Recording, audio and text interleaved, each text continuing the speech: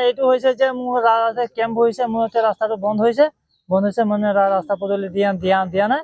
এতিয়া ৰাস্তা পদূলি মানে এতিয়ালৈকে দিয়া নাই। আমি এইটো ৰাস্তাত মানে অহা যোৱা কৰি আছো। কোনোবা যে এতিয়ালৈকে কোৱা নাই। এতিয়া বাউণ্ডেৰীত এতিয়া কালি মানে এতিয়া বন্ধ কৰিব। বাউণ্ডেৰী কালি বন্ধ কৰিলে আমি কোন পাকেদি অহা যোৱা কৰিম। এতিয়া কৈছে বোলে আমি ৰাস্তা তোমাক যদি দিবও পাৰো, তো সেই চাইডে দিনে দিম বোলে। মই ক'লো চাইডে দিনে নহ'ব। মই মানে যোনটো আমি মাজে মাজে অহা যোৱা কৰি আছিলো, সেই মাজে দিনে আমি মানে অহা যোৱা কৰিম। মোৰ ল'ৰা ছোৱালী আছে, স্কুল যোৱা অহা কাৰণে মানে দিগদাৰ হ'ব। তো সেইটো কাৰণে মানে মই সেইটো কৈছো যে মোৰ এই ৰাস্তাটো আৰু যিমান মোৰ মাটি আছে সেইবোৰ মানে মোৰ যিমান ফচল কৰি থোৱা আছে সেইবোৰ মানে এই ঘৰ বাৰী মানে হয়তো তোমাৰ বোলে ভেটিও যাব বোলে। হা, তোমাৰ মই থাকিম ক'ত এতিয়া? মই এতিয়া ন্যায় বিচাৰিছো যে মোক হেৰি জনগোষ্ঠী বিশ্ব হিন্দু মানে জনগোষ্ঠী মানে শিৱসাগৰ জিলা মানে সেইটো বিচাৰ এটা কৰি দিব লাগে। তো কৈছে মানে এনেও কৈছে হয়তো পিছত বোলে তোমালোক বেছি বোলে হেৰি নকৰিবা, নহলে তোমাৰ পিছলৈকে বোলে দিগদাৰ হ'ব।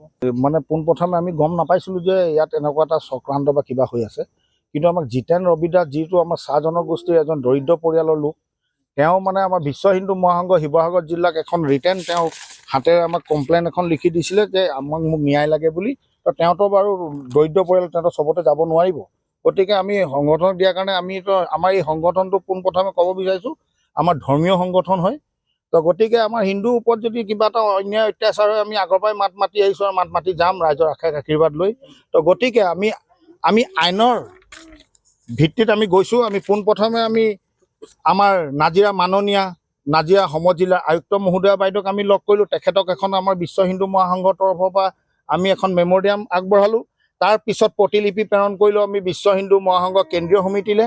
তাৰ 2 নম্বৰ কপি হ'ল আপোনাৰ ৰাজচক্ৰ বিষয়া নাজিৰা, আৰু 3 নম্বৰ কপি হ'ল আমাৰ নাজিৰা আদৰ্শ আৰক্ষী ভাৰপ্ৰাপ্ত বিষয়া মহোদয়লৈ, আৰু বিনোদ পোদাৰ যিজন স্বত্বাধিকাৰী মালিক তেখেতলৈও আমি 1 কপি দিছোঁ, আৰু আমি অফিচ কপি।